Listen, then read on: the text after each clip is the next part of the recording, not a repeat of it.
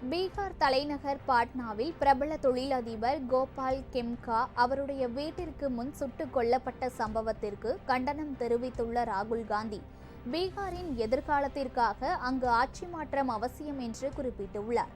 இது தொடர்பாக எக்ஸ் தளத்தில் பதிவிட்டுள்ள மக்களவை எதிர்க்கட்சித் தலைவர் ராகுல் காந்தி, பீகார் மாநில மக்கள் அநீதிக்கு எதிராகவும் ஆட்சி மாற்றத்திற்காகவும் ஒன்றிணைந்து செயல்பட்டு மாநிலத்திற்கு எதிர்காலத்தை உறுதி செய்ய வேண்டும் என்று கேட்டுக்கொண்டுள்ளார். பீகாரில் முதலமைச்சர் நிதிஷ்குமாரும் பிஜேபியும் இணைந்து குற்ற செயல்களின் தலைநகராக பீகாரை மாற்றியுள்ளதாக அவர் குறை கூறியுள்ளார்.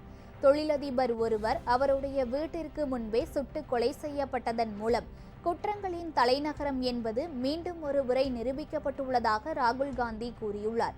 மாநிலத்தில் சட்டம் ஒழுங்கை பராமரிக்க ஐக்கிய ஜனதா தளம் பிஜேபி கூட்டணி அரசு தவறிவிட்டதாகவும் மக்கள் அனைவரும் ஓரணியில் திரண்டு ஆட்சி மாற்றத்திற்கு வித்திட வேண்டும் என்றும் அவர் வலியுறுத்தியுள்ளார்.